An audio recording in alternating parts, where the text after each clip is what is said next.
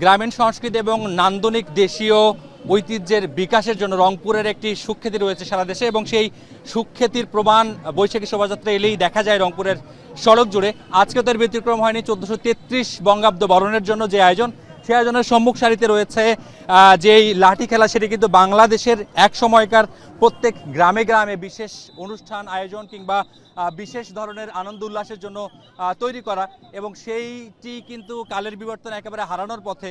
কিন্তু সেই ঐতিহ্যকে হারাতে দেয়নি রংপুরের সংস্কৃতি প্রেমীরা। তারা কিন্তু বিভিন্ন এলাকা থেকে বেছে বেছে যারা এই ধরনের প্রবীণ লাঠিয়াল রয়েছেন, যারা লাঠি খেলার সাথে সম্পৃক্ত, তাদেরকে তুলে নিয়ে এসেছেন এবং তাদেরকে শহরের মূল সংস্কৃতির সাথে মিলিয়ে দিয়েছেন, এবং যে প্রজন্ম শহরে বেড়ে উঠেছে সেই শহরে বেড়ে ওঠা প্রজন্মের সঙ্গে পরিচয় করিয়ে দেয়া বাংলার লাঠি খেলা, গ্রামীণ ঐতিহ্যের খেলা।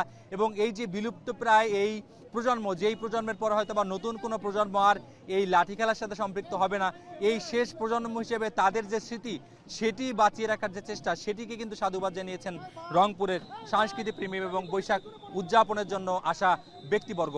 এবং জানিয়ে রাখি, আজকে রংপুরে সকাল থেকেই বৈশাখী যে আয়োজন, সেই বৈশাখী আয়োজনের সকালটা শুরু হয়েছে শুদ্ধ সঙ্গীতের মধ্য দিয়ে। রংপুর টাউন হল চত্বরে ৭৪টি সাংস্কৃতিক সংগঠন তাদের সঙ্গীত পরিবেশনের মধ্য দিয়ে, সঙ্গীত চর্চার মধ্য দিয়ে বৈশাখকে আমন্ত্রণ করেছেন।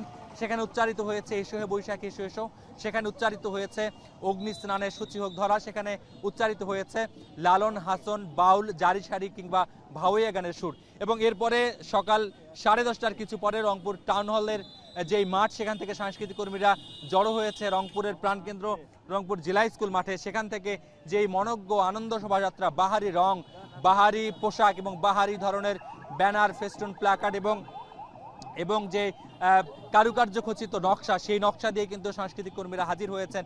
এবং প্রায় 1.5 কিলোমিটারের বেশি লম্বা একটি আনন্দ শোভাযাত্রা এই মুহূর্তে রংপুরের প্রধান সড়ক প্রদক্ষিণ করছে। এবং এই প্রদক্ষিণ শেষে আবারও এটি মিলিত হবে রংপুর জেলা স্কুলে। সেখান থেকে বৈশাখী মেলার যে আয়োজন, সেখানে রংপুরের মানুষ চলে যাবে মুড়ি, বাতাসা কিংবা বাঙালিয়ানার যে চিরায়ত পরিচয়, সেই পরিচয়ের সঙ্গে পরিচিত হতে। এবং 1433 বঙ্গাব্দ বরণের জন্য যে আয়োজন, সেই আয়োজন শুরু হয়েছে গতকালকে চৈত্র সংক্রান্তির মধ্য দিয়ে। সেই চৈত্র সংক্রান্তির যে আয়োজন, সেই আয়োজনকে বিদায় দিয়ে বর্ষবরণের প্রস্তুতি রাতভর চলেছে। রংপুরের সড়কে আলপনা আঁকা হয়েছে, রংপুরের বিভিন্ন শিক্ষা প্রতিষ্ঠানে আলাদা আলাদা র্যালি হয়েছে, আনন্দ শোভাযাত্রা হয়েছে, গানের আসর বসেছে। এবং এই মুহূর্তের যেই শোভাযাত্রাটি আছে, এটি কিন্তু রংপুরের কেন্দ্রীয় আনন্দ শোভাযাত্রা। এবং বৈশাখী শোভাযাত্রাটি এখন এই মুহূর্তে টাউন হল চত্বর পার হয়ে রংপুরের যে শাপলা চত্বর আছে, সেদিক দিয়ে ঘুরে আবারও জেলা স্কুলে শেষ হবে। রংপুরের 74 সাংস্কৃতিক সংগঠনের যে জোট, রংপুর সাংস্কৃতিক ঐক্য পরিষদ, তারাই আনন্দ আয়োজনটি করেছে। এবং এখানে এর আগের যে বছরগুলো আছে, সেই আগের বছরগুলোতে যে ধরনের এক ধরনের নিরাপত্তার কড়াকড়ি থাকতো, নিরাপত্তার বলয় তৈরি করে এক ধরনের ভীতিকর পরিবেশ তৈরি করা হতো, সেটি কিন্তু এবার নেই। আনন্দের বাগড়ম্বর পেরিয়ে এবারের মানুষ কেবলমাত্র আনন্দ উদযাপন আয়োজনের যে চেষ্টা, সেটিকে নিজেকে উজাড় করে মেলে ধরেছে। তরুণ, শিশু, কিশোর, আবাল, বৃদ্ধ বনিতা রংপুরের রাজপথে থেকে এই বৈশাখ উদযাপনের যে আবহ, সেটি তৈরি করেছে এবং সেটি কিন্তু এখনো পর্যন্ত চলমান রয়েছে।